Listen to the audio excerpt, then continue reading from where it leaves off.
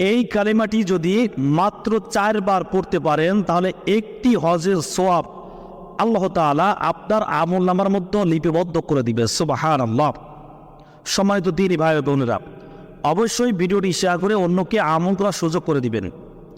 সেই কালেমাটি হচ্ছে কালেমায়ে তামজিদ, লা ইলাহা ইল্লা আনতা নূরাই ইয়াহদিয়াল্লাহু লিনুরিহি মাইয়াশাউ মুহাম্মাদুর রাসূলুল্লাহি ইমামুল মুরসালিনা খাতামুন নাবিয়্যিন।